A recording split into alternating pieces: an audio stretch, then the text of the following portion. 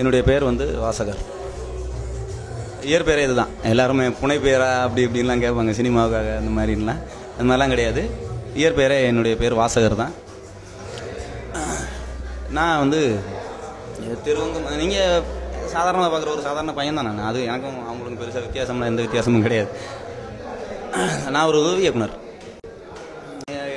நான் கீரா கிட்ட அந்த படத்தில் உதவி இயக்குனராக சேர்ந்து நாங்கள் வேலை செஞ்சுக்கிட்டு இருக்கிறப்போ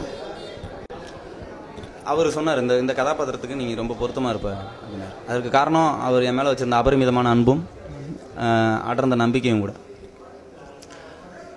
எனக்கு தயக்கமாக இருந்தாலும் கூட எல்லாருக்குள்ளேயும் ஒரு ஆசை இருக்கும் தானே.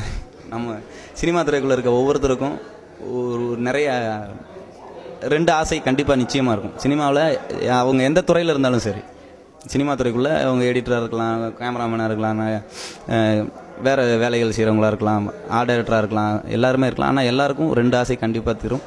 ஒரு படத்தை நான் டைரக்ஷன் பண்ணணும், இல்லை ஒரு படத்தில் நான் நடிகன் ஆகணும். இந்த 2 ஆசை யாராலையும் தவிர்க்க முடியாது. அப்படி ஒரு ஆசை எனக்குள்ளே தீ மாதிரி எரிஞ்சுக்கிட்டே இருந்தது. அது எங்கள் இயக்குனர் கீராவின் மூலமாக சாத்தியமாச்சு. இந்த படத்தை பற்றியில் என்னை பற்றி போதும்னு நினைக்கிறேன். என்னை பற்றி சொல்கிறதுக்கு வேறு எதுவும் இல்லை.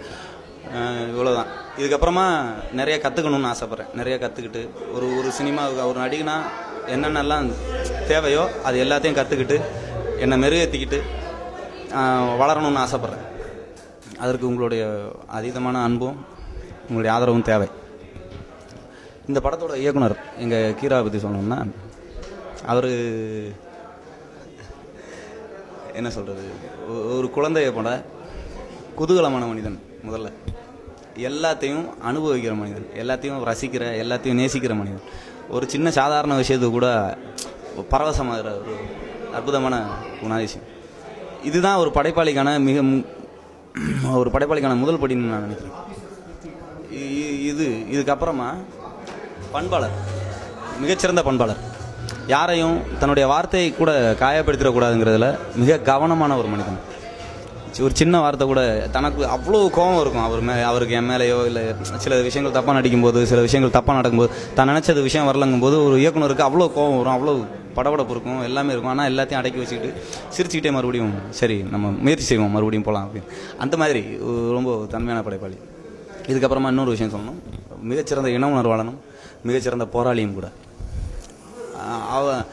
என்னால் அடித்து பேச சொல்ல முடியும். அவரால் மட்டும்தான் இப்படி ஒரு சினிமாவை எடுக்க முடியும். இந்த சினிமாவை அவரை தவிர யாரும் செய்ய முடியாது. ரொம்ப நேர்த்தியான சினிமாவாக இந்த சினிமாவை வடிவமைச்சிருக்காரு. ஒரு தேர்ந்த சிற்பிக்கான ஒரு அர்ப்பணிப்பு உணர்வோடையும் மிகச்சிறந்த நுணுக்கங்களோடையும் இந்த படத்தை வடிவமைச்சிருக்காரு. இது நிச்சயமாக உங்கள் எல்லாரையும் சந்தோஷப்படுத்தும், பரவசப்படுத்தும். உங்களை சந்தோஷமற்ற எல்லைகளுக்கு, உங்களை சந்தோஷமான எல்லையற்ற பிரதேசங்களுக்கு கூட்டிகிட்டு போங்கிறதுல எனக்கு அசைக்க முடியாத நம்பிக்கை இருக்குது.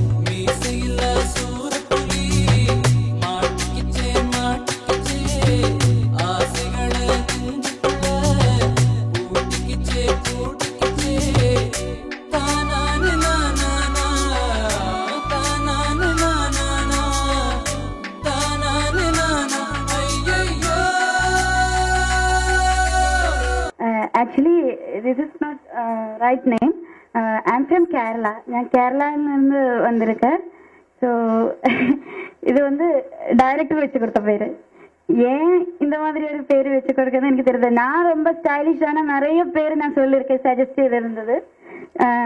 அவரு தான் லாஸ்ட் டிசைட் பண்ணேன், உன் பேரு தேவதை, இதுக்கு மேலே எது பேரும் இல்லை, தேவதை தான் உன்னோட பேரு அப்படி சொன்னேன். ஏன் தெரியாது.